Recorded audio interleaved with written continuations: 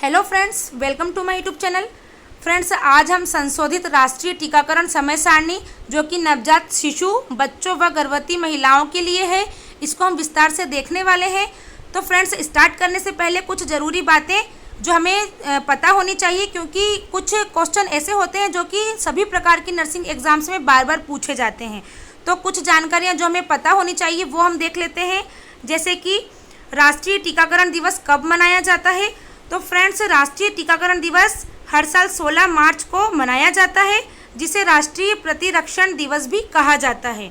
और इसका उद्देश्य होता है कि टीकाकरण की आवश्यकता के बारे में जन जागरूकता को बढ़ाना। और भारत सरकार 16 मार्च को राष्ट्रीय टीकाकरण दिवस के रूप में मनाती है। क्यों? ताकि हर बच्चे का टीकाकरण सुनिश्चित करने के लिए फ्रंटलाइन वर्कर्स, केयर वर्कर्स की कड़ी मेहनत की सराहना की जा सके। और फ्रेंड्स, टीकाकरण दिवस मनाने के लिए हर साल विभिन्न थीम होती है। तो इस साल जो थीम है वो है वैक्सीन वर्क फॉर ऑल। और इसका मेन उद्देश्य है कि वैक्सीन के महत्व को बढ़ावा देना राष्ट्रीय टीकाकरण का ही मुख्य उद्देश्य होता है। तो यह अभियान इस बात पर भी ध्यान केंद्रित करता है कि कैसे टीके और उसके विकसित करने एवं वितरित करने और प्राप्त करने वाले लोग हर जगह हर किसी स्वास्थ्य की रक्षा के लिए काम कर रहे हैं। तो इस प्रकार से टीकाकरण दिवस मनाया जाता है 16 मार्च को। तो साथियों, जो कि तपेदिक, पीलिया, गलघोटू, काली खांसी, टिटनेस, खसरा, हेपेटाइटिस बी और जापानी इंसेफेलाइटिस, दस्त रोग और निमोनिया जैसी जानलेवा बीमारी से बच्चे को सुरक्षित रखता है। तो चलिए स्टार्ट करते हैं। पॉइंट है, इसके कॉलम है उम्र, सेकंड है टीका, थर्ड कॉलम है खुराक, फोर्थ मात्रा, फिफ्थ माध्यम और लास्ट 6 है स्थान। तो हम स्टार्ट करते हैं। सबसे पहले है जन्म के तुरंत बाद लगने वाला टीका, जो 24 घंटे के भीतर लगता है। हेपेटाइटिस बी का टीका, जन्म के समय की खुराक इसकी कितनी होती है? 0.5 ml। माध्यम इसका होता है इंट्रामस्कुलर और स्थान होता है बाईं मध्य जांघ के आगे व बाहरी हिस्से में लगाया जाता है। सेकेंड, जो जन्म के तुरंत टीका दिया जाता है और यदि छूट जाए तो 15 दिन के भीतर भी दिया जा सकता है। जो पोलियो की खुराक होती है 2 बूंद दी जाती है, ओरल, स्थान है मुंह। थर्ड है जन्म के तुरंत बाद, और यदि तुरंत बाद नहीं दिया जा पाए तो 1 वर्ष तक की उम्र तक दे सकते हैं, जो कि BCG का टीका है और ये TB की बीमारी से बचाता है। जन्म के समय की खुराक है इसकी 0.05 ml, और यदि 1 माह बाद दिया जा रहा है तो इसकी खुराक रहेगी 0.1 ml। माध्यम है इंट्राडर्मल और स्थान बाईं बाह का ऊपरी भाग। तो ये 3 जो टीके हैं, हेपेटाइटिस बी, पोलियो और BCG, ये जन्म के समय दिए जाते हैं। नेक्स्ट है 6 सप्ताह पर, यानी कि 1.5 माह पर कौन कौन से टीके दिए जाते हैं। तो सबसे पहले पोलियो की 2 बूंद दी जाती है, ओरल। सेकेंड है रोटा वायरस, इसकी पहली खुराक 5 बूंद ओरल दी जाती है। और FIPV की पहली खुराक, जो कि ये भी पोलियो से बचाता है, इसकी खुराक होती है 0.1 ml और इंट्राडर्मल दी जाती है दाहिनी बाह का ऊपर हिस्से में। नेक्स्ट है PCV, इसकी पहली खुराक 0.5 ml इंट्रामस्कुलर दी जाती है दाहिनी मध्य जांघ के आगे व बाहरी हिस्से में।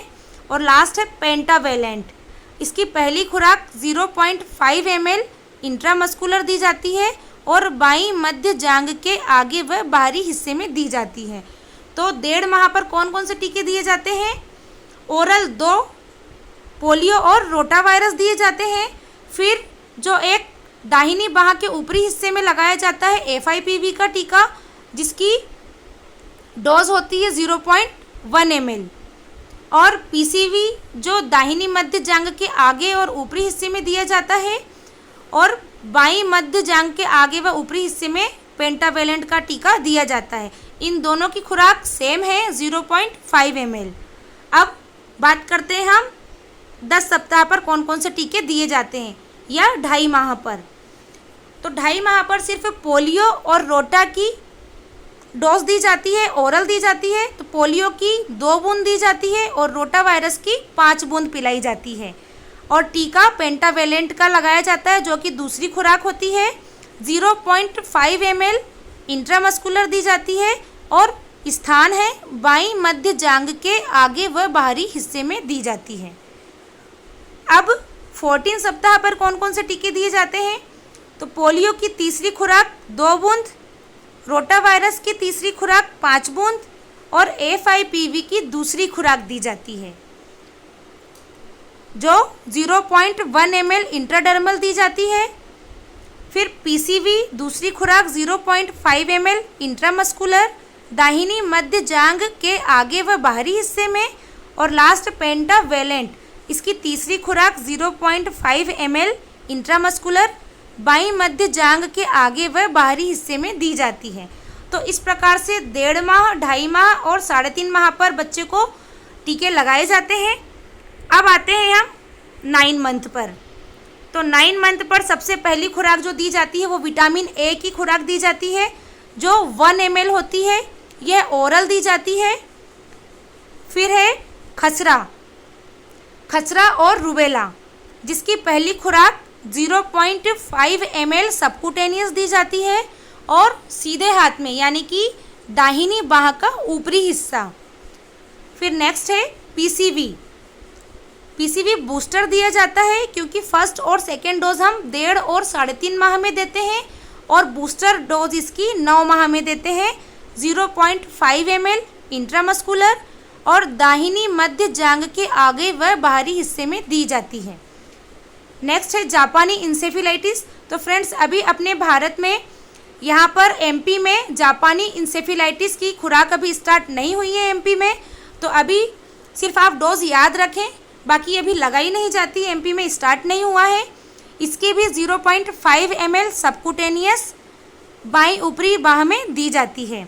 और लास्ट है FIPV, इसकी तीसरी खुराक अभी स्टार्ट की गई है। तो फ्रेंड्स आपको यही ध्यान रखना है, जो FIPV की फर्स्ट और सेकेंड डोज 1.5 और 3.5 माह में दी जाती थी, अब इसकी तीसरी खुराक भी 9 माह पर दी जानी स्टार्ट हो गई है जो 0.1 ml इंट्राडर्मल दी जाती है और बाईं बाह का ऊपरी भाग।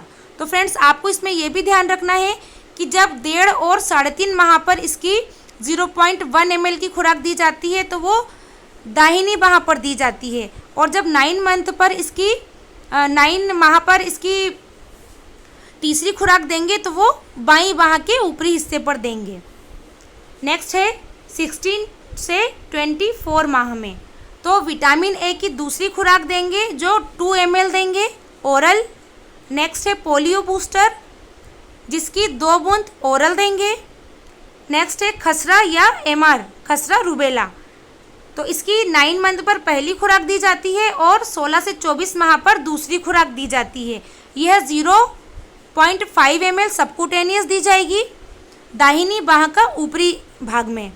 और DPT पहला बूस्टर 0.5 ml इंट्रामस्कुलर, यह बाईं मध्य जांघ के आगे व बाहरी हिस्से में ही दिया जाएगा। जैसे कि पेंटा फर्स्ट, सेकेंड, थर्ड दिया जाता है, उसी स्थान पर DPT बूस्टर लगाया जाता है जो पहला बूस्टर है। फिर नेक्स्ट है जापानी इंसेफेलाइटिस, तो इसकी दूसरी खुराक 0.5 ml सबकुटेनियस बाईं ऊपरी बाह में दी जाती है जो कि अभी MP में इसकी ना तो पहली और ना ही दूसरी खुराक अभी दी जा रही, स्टार्ट नहीं हुआ है। फिर नेक्स्ट है 5 से 6 वर्ष पर। तो 5 से 6 वर्ष पर DPT का दूसरा बूस्टर दिया जाता है जिसकी डोज है 0.5 ml इंट्रामस्कुलर दी जाती है और यह भी बाईं मध्य जांघ के आगे व बाहरी हिस्से में दी जाती है। फिर नेक्स्ट है 10 ईयर्स पर। तो TD टिटनेस एंड डिप्थीरिया से बचाव के लिए पहली खुराक 0.5 ml इंट्रामस्कुलर दी जाती है दाहिनी बाह पर, ये बाह पर दी जाती है। और 16 वर्ष की उम्र पर TD की दूसरी खुराक दी जाएगी, यह भी 0.5 ml इंट्रामस्कुलर दी जाएगी दाहिनी बाह पर दी जाएगी। अब नेक्स्ट है गर्भवती का चार्ट भी हम देख लेते हैं। TD फर्स्ट गर्भवती महिलाओं को गर्भावस्था के प्रारंभिक महीनों में, यानी कि जैसे ही पता चले कि महिला गर्भवती है उसे टीडी की फर्स्ट डोज दे दी जानी चाहिए। 0.5 ml इंट्रामस्कुलर ऊपरी बाह पर। फिर इसका टीडी का सेकेंड डोज कब दिया जाएगा? जब टीडी फर्स्ट के 4 सप्ताह के बाद दिया जाएगा, यानी कि जैसे गर्भवती महिला ने सेकेंड या थर्ड मंथ में फर्स्ट डोज लगवाई है तो उसके 1 महीने के बाद ही उसे टीडी की सेकेंड डोज देंगे। यह भी 0.5 ml देंगे इंट्रामस्कुलर ऊपरी बाह पर। फिर नेक्स्ट है टीडी बूस्टर कब दिया जाता है? तो गर्भवती महिला को यदि गर्भ पिछले टीकाकरण के 3 वर्ष के भीतर ठहर गया हो तो 0.5 ml इंट्रामस्कुलर ऊपरी बाह पर देंगे। यानी कि यदि कोई महिला जिसका बच्चा 3 साल से छोटा है तो पिछले टीकाकरण, जैसे कि पिछली बार उसे जो टीके के फर्स्ट और सेकेंड डोज लगे थे उसको 3 साल होने के पहले ही यदि गर्भ ठहर गया हो तो उसे टीडी की जो एक खुराक देंगे जिसे टीडी बूस्टर कहा जाता है वो खुराक देंगे, और वह भी 0.5 ml इंट्रामस्कुलर दी जाएगी। तो फ्रेंड्स, इस प्रकार से आज हमने संशोधित राष्ट्रीय टीकाकरण समय सारणी देखी, जो कि सभी साथियों के लिए बेहद महत्वपूर्ण है, क्योंकि अभी इसमें FIPV का डोज बढ़ा दिया गया था और जो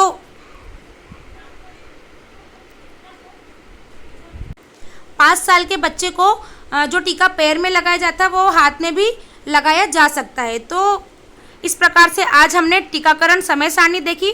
फ्रेंड्स, मिलते हैं अगले वीडियो में। Thanks for watching, like and subscribe.